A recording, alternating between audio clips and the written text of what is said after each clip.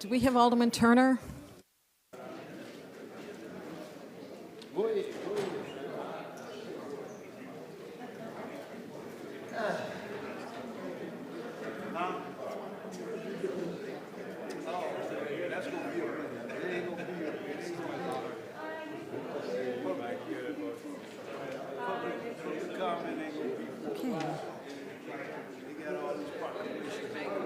It is now 6:16. Audience, we still have another committee, so can I ask you to be quiet, please? We are now starting at 6:17, the Committee of the Whole. Roll call, please, Madam Clerk. Alderman Bolton. Present. Alderman Guzman. He stepped out. Alderman Martinez. Here. Alderman Felix. Present. Alderman Newsome. Present. Alderman Turner. Present. Alderman Donnerworth. Present.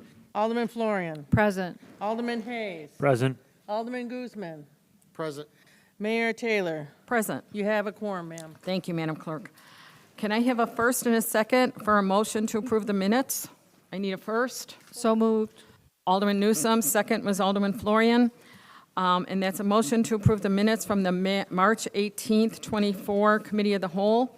Roll call, or I'm sorry, all those in favor? Aye. Aye. Any opposed? Okay. Any audience time for the Committee of the Whole? For Committee of the Whole? Yeah. Okay. George, Chief of Staff, do you mind grabbing the Committee of the Whole, please? I'll meet you.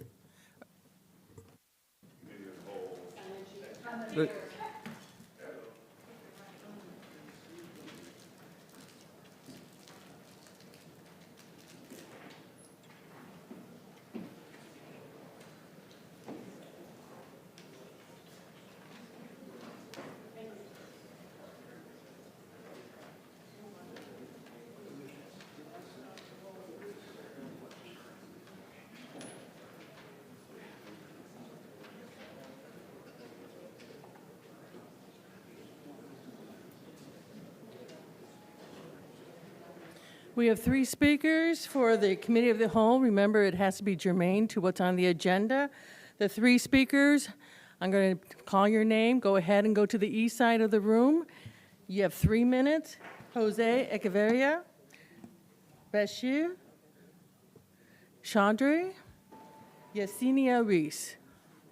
So Jose, you're first. And again, this has to be to this agenda. If it's not to this agenda, then it goes to the council for you to talk during audience time then. Okay. No, I'm just speaking because we're, for the distance between the door to door, it's like at least 4 blocks, from the door to door. Well, it's from from the school to our business, it's really far. So I'm just wanting to let you know that we're not like a foot away, it's pretty far distance, And just so you know. I think this is for agenda item 4A. Yeah. Just Yeah, so it's in the everyone regular council meeting, it's not committee. No, it's on committee of the whole. Because this is, Stu, you want to explain it? Yeah, so the reason that these folks are up here talking, we have an item on the Committee of the Whole, which is a proposed amendment to the our liquor license rules to allow licenses to be issued within closer than the 400 feet. And at community development, these gentlemen came up. They had a liquor license. It lapsed with the state. They lost their local liquor license, and they cannot get a new one from us because of the distance requirement. So I explained to them that if they believed that reducing the distance requirement was a good thing, that would be this would be an appropriate time for them to speak. So that's part of 4A. Okay. Okay. Anything else? Thank you very much. Thank you. So Thank we're you. working on that basically right now. We're gonna vote on it hopefully today. We'll see. But we're working on that now to help other businesses as well. Thank you. Thank you, sir. Yesenia Reese? Thank you again for taking the time to meet with me today. This is in regards for the speed bumps and the speed humps. Currently speaking from Washington Street and Keller Avenue, we still have three problematic spots off of South Greta Avenue and Catalpa Street, South Greta Avenue and Melrose Avenue, South Martin Avenue and Catalpa Street. Again, we have residents or just people who are passing through, speeding, and, we're concerned for our property and for the safety of our children as well, and we're just trying to figure out what exactly is the progress with what we have made so far. This is the third notice, and I will be speaking on a couple of other things in the next meeting at 7 o'clock. So we just want to know what the update is for the speed bumps and the speed humps. Okay. You. Thank you. Thank you. All right, Jose Echeverria? Jose Echeverria? Jose Echeverria, all right, I'm going to go to two other people. Mr. Rayon Edwards? Where's Jose? Oh, okay, you talked, okay. I didn't know who you were, thank you. Mr. Rayon Edwards? Good evening again, Council. I'm going to talk about C. I understand the concern as it relates to the plastic bags, the styrofoam things and things like that, right? I do. But I'm going to be straight up with y'all. When we talking about these balloons, that's going to really be a problem. And I'm going to tell you why. It's pretty much ritual in our community, the black community. When somebody died, that's a way we celebrate. That's a way, we remember them. One of the things we do. And I hear you guys talk about, and I do understand the air quality and how things falling down and things like that. I want to ask all of y'all up here, how many businesses have we had in this city that has polluted this air? And I've heard nobody say anything about them. Nothing. And it's still happening. We tear down buildings before we go in and do inspections, asbestos, all of that. Everything contaminated in the air. And it's almost like every time we as a people enjoy something, it's almost like it's taken away from us, y'all. We don't feel like we live in a community where we get to do anything because everybody's dictating to us. We want to let some balloons go, y'all. And I'm going to tell y'all going to write a lot of tickets, a lot. Even our kids understand that that's a celebration of life for us. Whether it be at the graveyard, whether it be at the site where it happened at, that's how we celebrate. I guarantee you if you take that from them, they're going to figure something else out. And it may be something that you're not okay with. What I'm saying to y'all is when y'all make these decisions, how about y'all talk to us sometimes? We're tired of being dictated to. Man, we're just asking for a little bit of freedom. Just a little bit. Thank you. Mr. Clyde McLemore?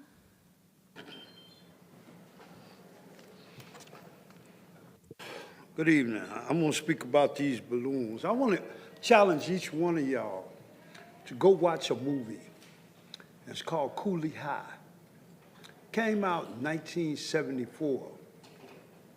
And it was a death in the movie. And this is the way black people celebrate the life of a person when they die. They let go the balloons, and they pop the bottle, and they pour a little bit out for the brothers that ain't with us. Y'all want to put an ordinance up to take that away. Then let's talk about the businesses here in Waukegan. So now, these small businesses that has takeout orders, you can't use a plastic bag, you can't use a styrofoam plate. Come on now, what they gonna do? Go buy plastic? What are they gonna do? Y'all hurting the small business. We can't build nothing. Nobody wants to come in Waukegan with a business because they got to pay for licenses. They got to pay for their spot. They got to pay for this. Now y'all want to take away, how they going to get to-go orders? How they going to get to-go orders? You can't put it in the styrofoam. How would you get your food or your items and still be warm? You're hurting the businesses with this ordinance that you're trying to do. Thank you for letting me speak. Thank you, sir. Ma'am, that concludes the comments for the Committee of the Whole. Okay, I just want to make clarification here. Did we not already pass an ordinance to ban balloons? This is for Mylar sales, am I correct? Correct. I think it was only myself and Alderman Felix were the ones who voted no. I think everybody else voted yes. So it did. I just wanted to it clarify was because I banned. couldn't remember myself, but the actual balloon releases have already been banned. This is for the sales of them. And Alderman Florian, do you want to expand on that? Because this is one that I think you've sponsored. Right, but are we going to talk about that first, or are we going No. to talk? Okay. We should. Okay. And a clarification, it was also Alderman Bolton who voted no on it also. Item A, this is actually a motion, so I need a first and a second to reconsider an ordinance. But before I read it all, do I have a first and a second? So moved. Okay, Alderman Florian and Alderman Felix. Yeah, actually, to clarify, we went back through, the motion to reconsider was passed on March 18th. And so what we actually have before us today would be a recommendation on the proposal, basically Alderman Guzman's proposal to allow the sale of kratom and hemp and to regulate it. Now, previously, Alderman Guzman, I think you had made a comment that you were interested in withdrawing this, or do you want to keep it? Do you want to have this basically stand? Exactly. I pulled the motion last time, but I guess it had to come to this. Yeah. But I always thought if you pull it, it would just get pulled right there and then. It can't, well, so it's basically, the motion is back on the table right now as it was proposed, which was to regulate. We have also provided you with a motion, and Ron is bringing over packets, I believe. Are they being circulated? Oh. He's got them right there. Okay. Yeah, so we provided a substitute motion that would ban the sale of these and include it on board docs. And if the city would like to, if the committee would like to go forward with this and recommend it to the city council, that would be an appropriate thing for you to do tonight if you wanted to do that. So it would basically be a substitute motion. Yes, yeah. To consider an ordinance banning the sale. That is the original motion, basically going back. Because he has pulled his motion, yes. Oh, thank you very much. So, Stu, I'd make a motion to, for the ban of the kratom products, the sale of kratom products within the city, going back to the initial outright ban. Okay. So we have a first. Second. Alderman Bolton, a second.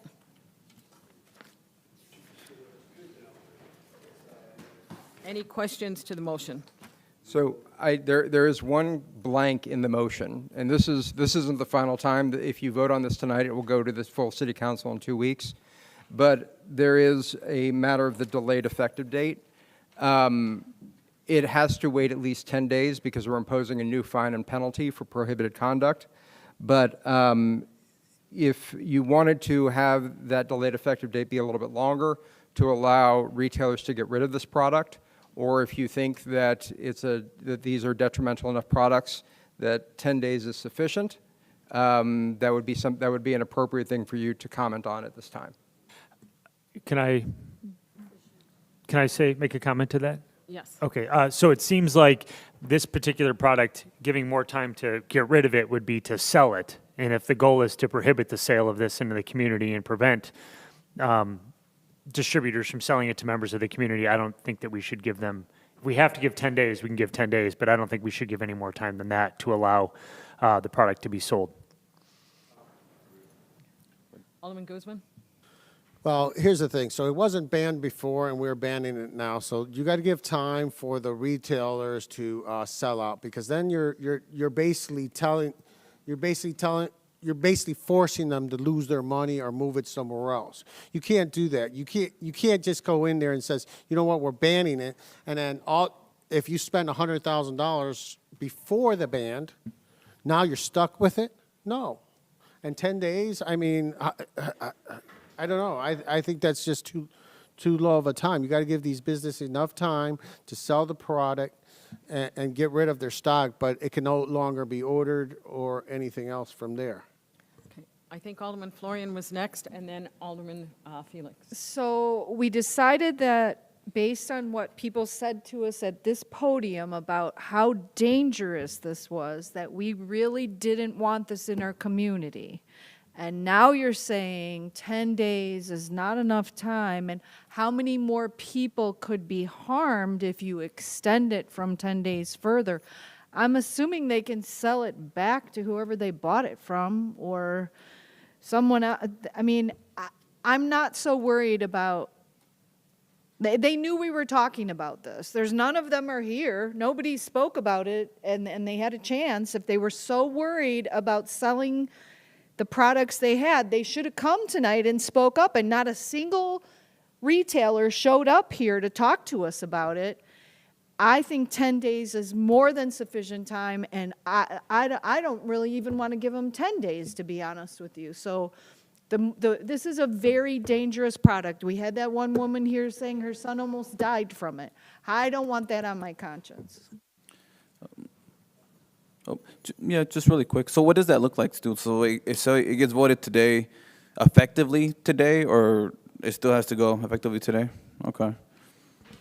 It would not go on the main city council agenda. It would go on the main city council in 2 weeks. And then after passage, it would be a minimum of 10 days after passage. So from now. really they have more than 10 days with today than been notified. But will we send that, like, what are we going to do on our end to notify the businesses that this is going on? Well, one of the problems with this is that it's being sold at a lot of different places. It's not like just one, it's not like one retailer, or it's not just tobacco retailers. We're seeing this at other places as well. So I think it would be very difficult for staff to be able to guarantee to you that they could notify every single business. That is also part of the problem, is that a lot of businesses are selling this that are, that are not checking IDs, that are not doing that. If I could just comment, I do know that today on 41, on the way up here, there's on the corner there's a big old sign that says "We sell Creighton," and it's huge. So they are selling it, and I mean it is gaining popularity. But I mean the repercussions, if something were to happen, like Alderman Florian had mentioned, I mean, I don't want that on my back either, because I think that it does more harm than it does good for all of us in the community, and we really need to do our best and our diligence to get it out, period. I think we have a consensus, right? Can we just... Alderman Guzman, you were next. Okay, so if it was so dangerous, it would be banned straight out by the FDA or DEA on their list. It is not. Other communities would be all in. State of Illinois would have jumped on this long time ago. So whether you have... Is jumping on it. Hold on. They have not. They're on it, but they have not closed the deal. Okay, once... The thing about a contract, it stays open until you close it. So you can ratify, you can do whatever you want to it until it closes. Okay? So let's not... I mean, you can say it's dangerous, you can say this or that, but until it's banned statewide, they can literally just leave Waukegan, go to Gurnee, or go to Beach Park, or go to Zion, or go anywhere they want to go, or where is that at? Rosecrans. That's where you saw the signs on 41 and 173, because I've seen them too. And they could just buy it there and bring it back, which creates a black market and sell it at whatever price they want. So let's not blow things way, way out of proportion, and it cannot be purchased anywhere else. It's going community by community instead of a statewide ban or even a federal ban. Because let's say Illinois goes out and bans Kraton, the sale of Kraton. That doesn't mean Wisconsin, which is we are 15 minutes away, which is how many people go there for gas, because they want to pay a lower tax rate. So we're losing out all the revenue. So the reason I'm pulling my motion is not because I agree with it, it's because I've received numerous phone calls from residents, and I have talked to my fellow aldermen. But saying that, just because we're moving forward and banning the product, that doesn't mean the businesses should be stuck with it, especially if they don't have other businesses to go sell it in other communities. You have to let them let go of the product, or else they're stuck there, or else who's going to buy it back? The retailer is not going to accept the product back. That's plain and simple. And just like you just mentioned, that it's going to be very difficult to even tell people that this is a banned product. It's the same way.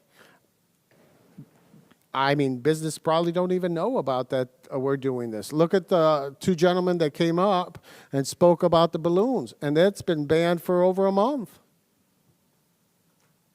And these are gentlemen that come here all the time, and they weren't aware of that the balloon ban was done. So the communication is very, very off, and it needs more than 10 days. And I agree, let's ban the product, but we have to give them more than sufficient time to sell. We're going to go ahead and call the question. So do you want to state what the motion is? Right now, right now, the motion is an ordinance amending the Waukegan Code of Ordinances to prohibit the sale. As written, it has 60, it was written with 60 days. Sorry. It was written with a 60-day effective date, but that motion can be amended. I'd like to amend the motion that I made to incorporate the 10-day restriction. Do I have a second? Second. Alderman Florian? I think Alderman Felix's point is a very good one, that it's 10 days from the next city council meeting, so in effect, it's at 24 days. Okay. Okay. Okay, can we go ahead and get a roll call, please, on that then, Madam Clerk? Alderman Bolton. Aye. Guzman. No. Martinez. Felix. Aye. Newsome. Aye. Turner. No. Donnerworth. Aye. I'm sorry? She was shocked, too. Florian. Aye. Hayes. Aye. Mayor Taylor. Aye. Motion pass. Okay, so that is that was to amend the motion. So now we need to vote on the motion as amended. Okay, does everybody understand the motion before you now? It is to recommend approval of this ordinance with the 10-day effective date to be on the next city council agenda. Okay. Roll call, please, Madam Clerk. Alderman Bolton. Aye. Guzman. No. Martinez. Felix. Aye. Newsome. Aye. Turner. Aye. Donnerworth. Aye. Florian. Aye. Hayes. Aye. Mayor Taylor. Aye. Motion pass. Thank you, Madam Clerk. The next item is a discussion of passive speed control devices, speed bumps, humps, and tables. And that was sponsored by Alderman Turner. Did you bring this up in Public Works today, or no? Okay. Mayor, I didn't realize this was up for discussion. I thought it was up for vote. Yep. No, I thought it was still up for discussion because there was no motion made on that at the last time. At least that's what I was told. No, the last time we did, you asked Director Garland to bring back some more information on costs, because the cost that I presented for the temporary bumps is $1,742 on a standard side street. Excuse me. And I think we've discussed this more than enough. I'd like to call for a vote on it. I second it. Wait.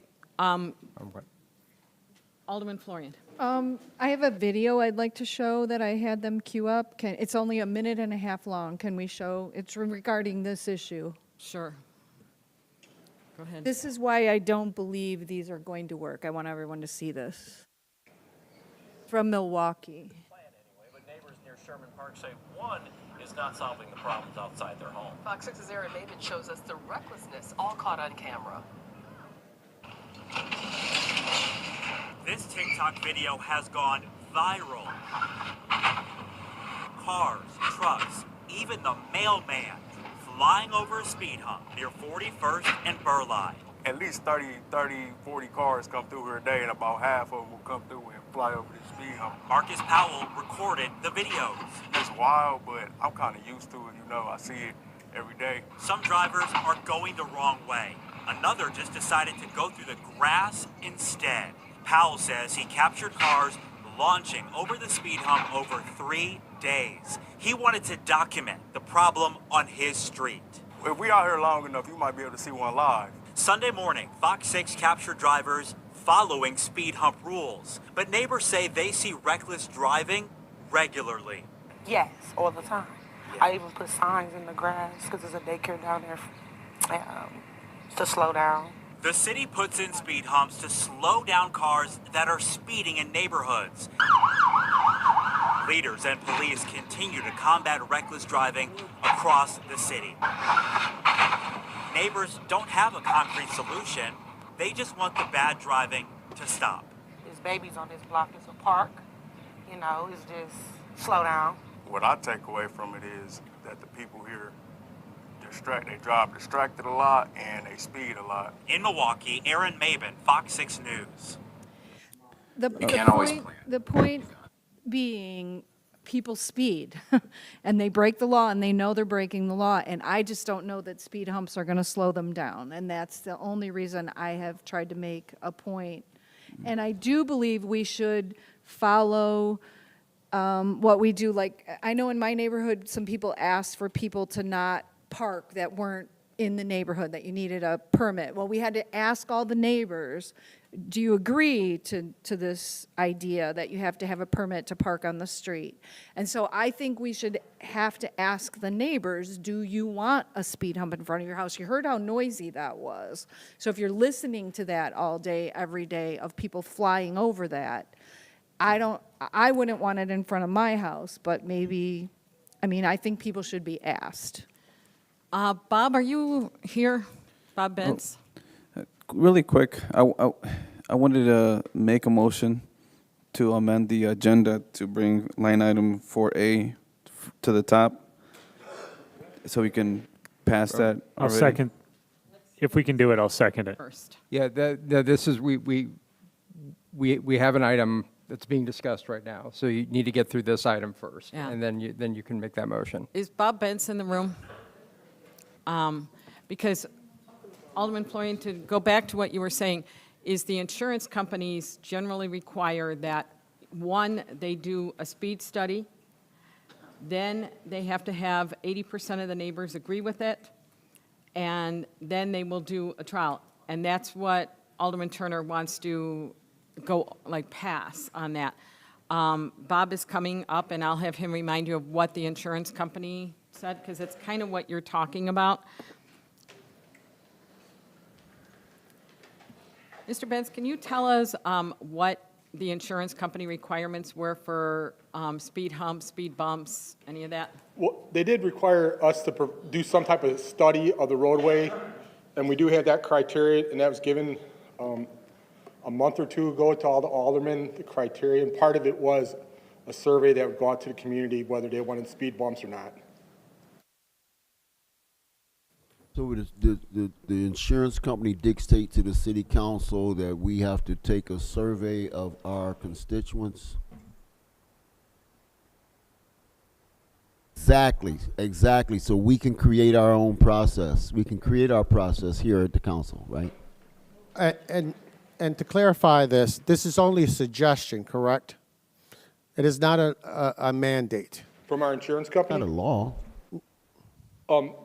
It's a suggestion. It's a suggestion from us if we want them to continue to insure us if we have a lot of Okay, claims. so, This- okay, you just said that right now, if you want to continue to insure us. But you just said 2-3 meetings ago, the only reason why we're in danger of losing our, or the insurance is because of the liability with the police department.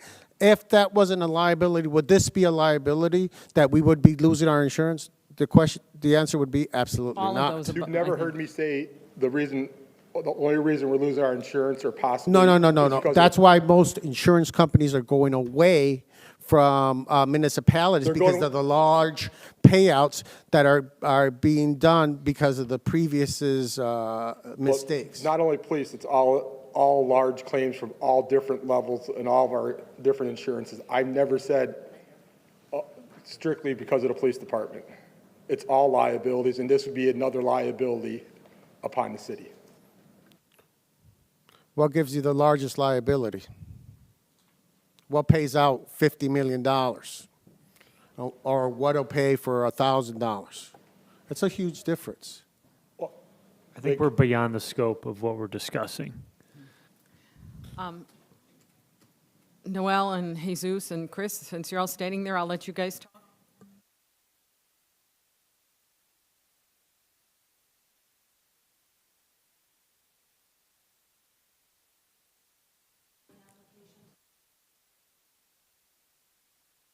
Can you speak in the mic a little bit more? Can you speak in the mic? Thank you. Thank you.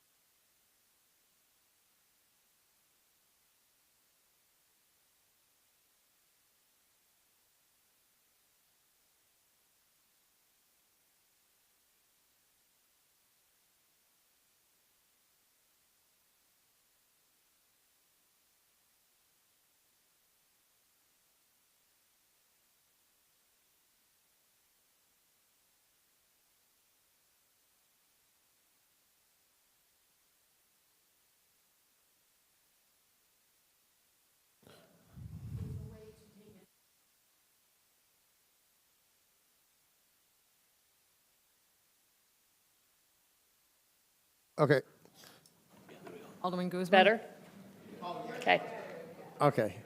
So basically another study that's going to last 6 months to a year, maybe 2, 3, 4 years, and keep going back and forth over and over again, while we could approve the speed bumps today, move it to city council, and then get them in ASAP, so we can address this.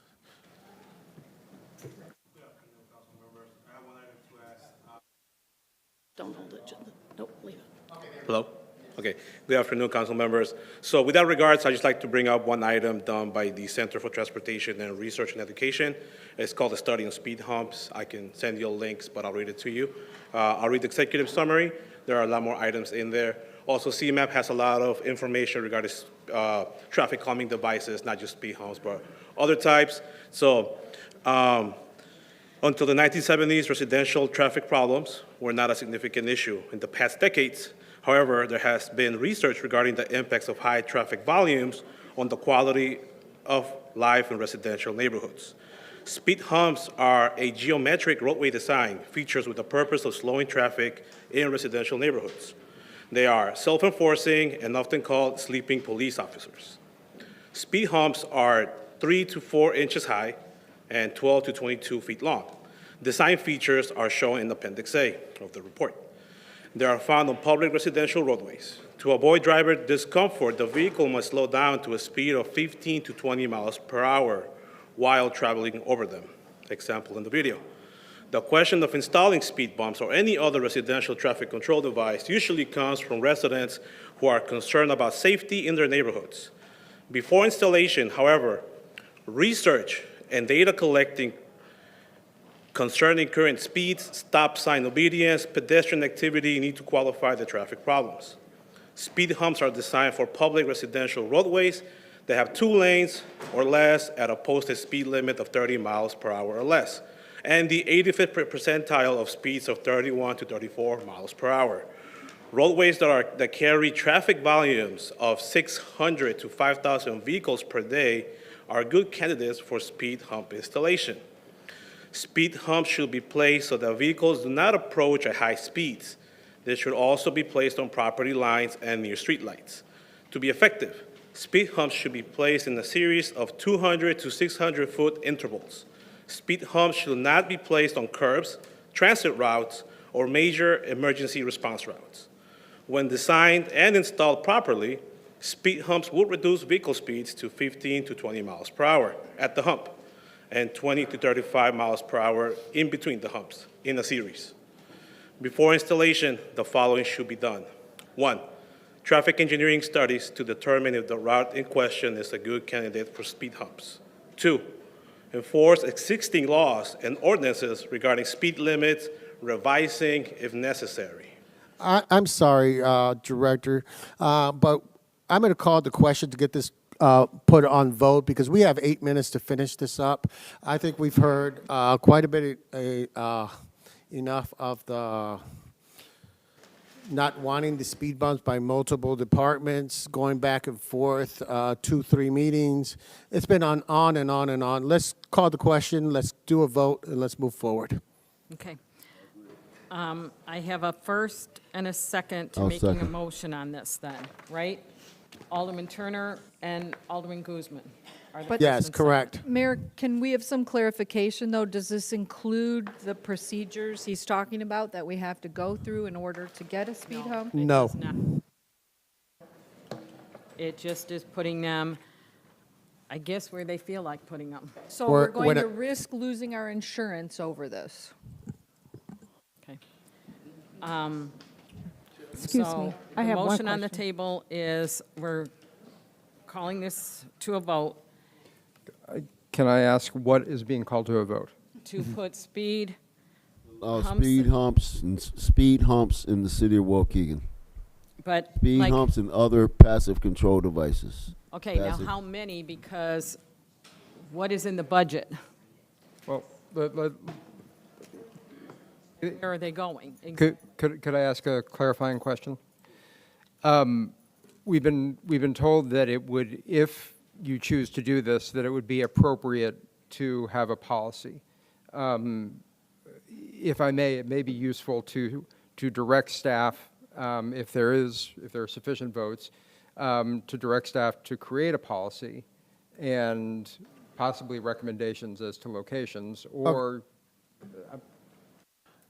How about, Why don't we do this? Why don't we move this forward to the full city council in 2 weeks, and in the interim, we can work with staff. Alderman Guzman, myself, and any other alderman can work with with the legal team and/or Public Works Director, whomever, to craft a policy that's not going to take 20 months to go through.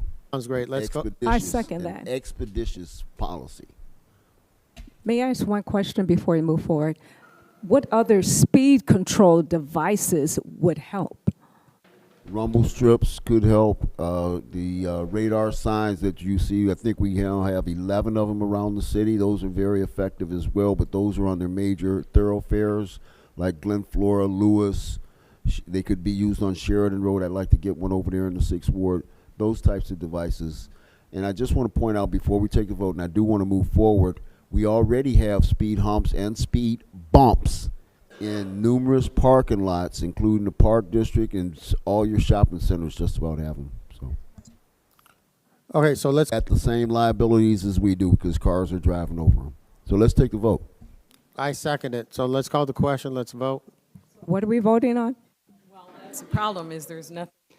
Okay, so there was a motion to direct staff to prepare a policy in consultation with the aldermen for the installation of speed humps or bumps or similar traffic control devices speed humps, bumps, and et al. And that would be then brought to the city council for approval at the next city council meeting. That is the motion. You have a motion, and A second. Okay, you have a second from Guzman.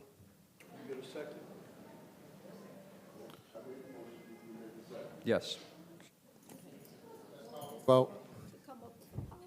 This is to direct staff to bring a policy to the full city council in 2 weeks. But then they want to vote on it in 2 weeks. Yeah. Yes, everything to be Well, done in 2 weeks. Okay, roll call, please, Madam Clerk. Alderman Bolton. Aye. Guzman. Aye. Martinez. Aye. Felix. Aye. Newsome. Aye. Turner. Aye. Donnerworth. Aye. Florian. No. Hayes. No. Mayor Taylor. Pass. Okay, we're going to bring up, I need a motion, a first and a second, for item 4A to be brought forward. And we're First. going to do this quickly. Second. I need a first and a second. I'll make the motion.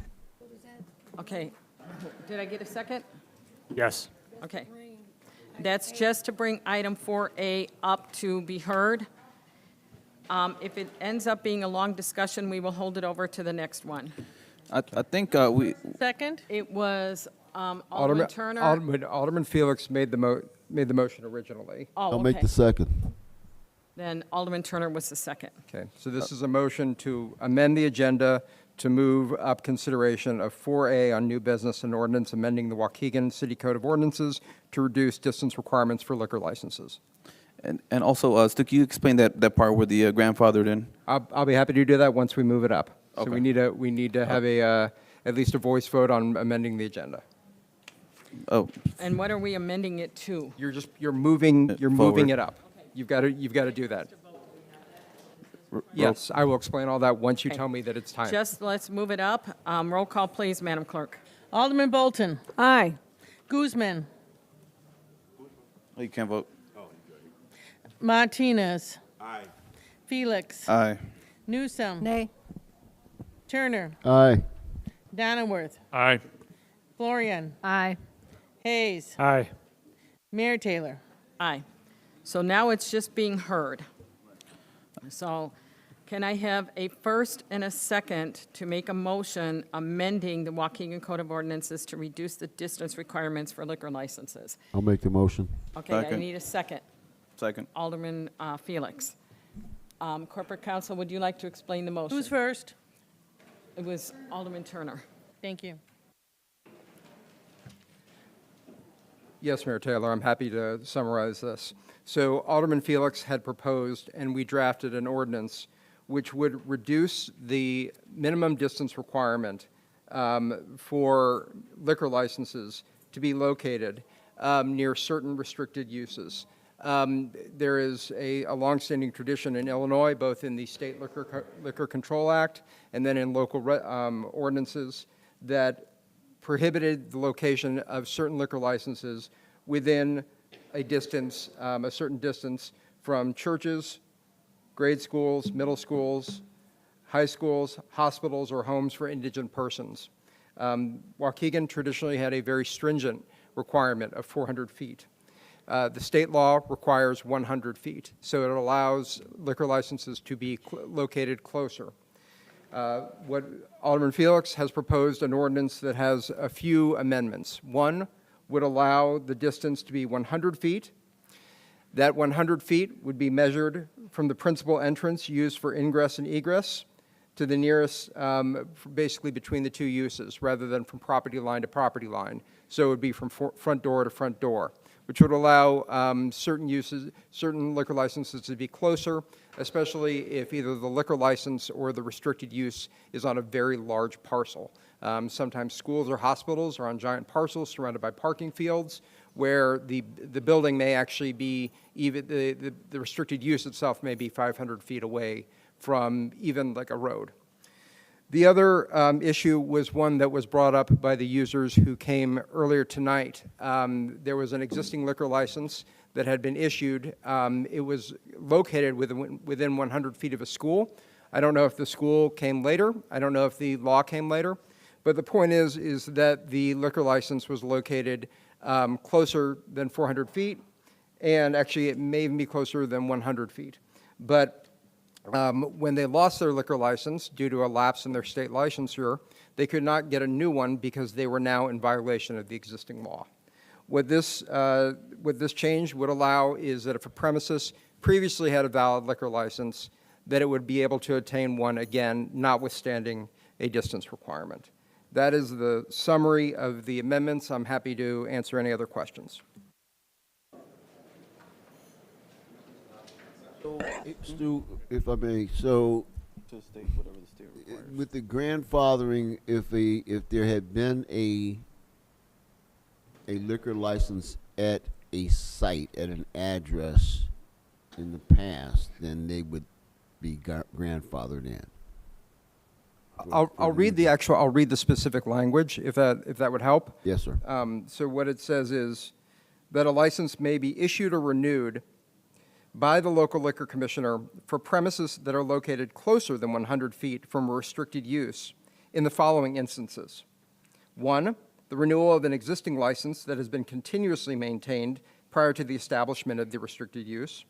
And 2, the issuance of a new license for a premises which was previously issued and maintained a valid liquor license, notwithstanding the proximity of the restricted use.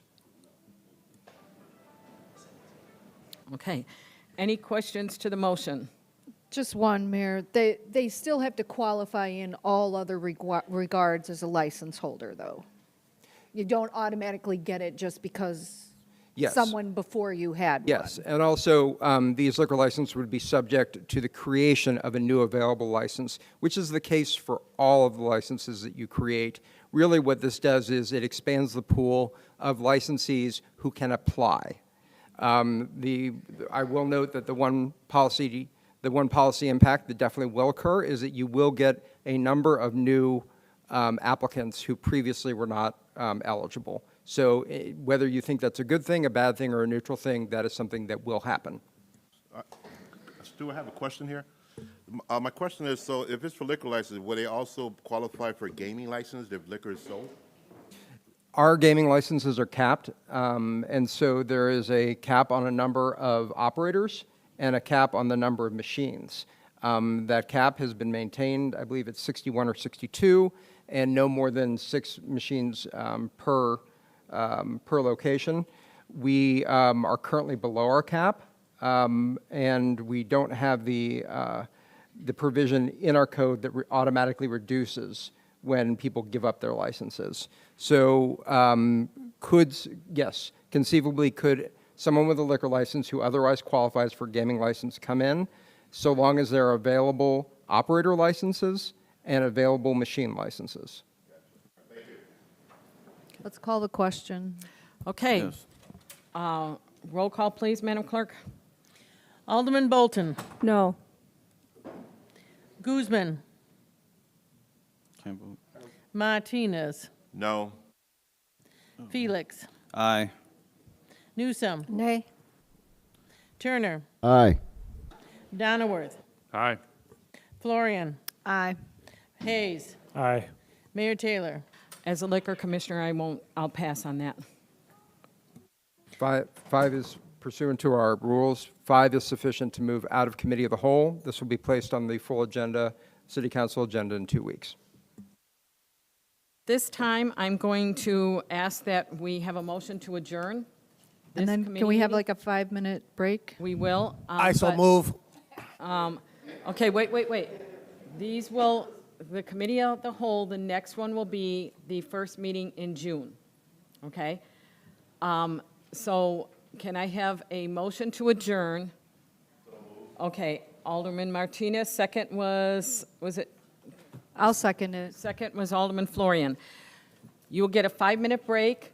I want to remind people, because there is a fair amount of people here, you must be seated or you have to wait in the hallway until someone leaves and then you can take their spot.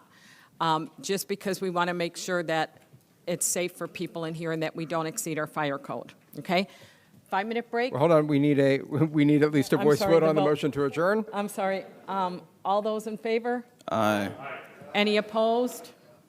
Okay. 5 minutes.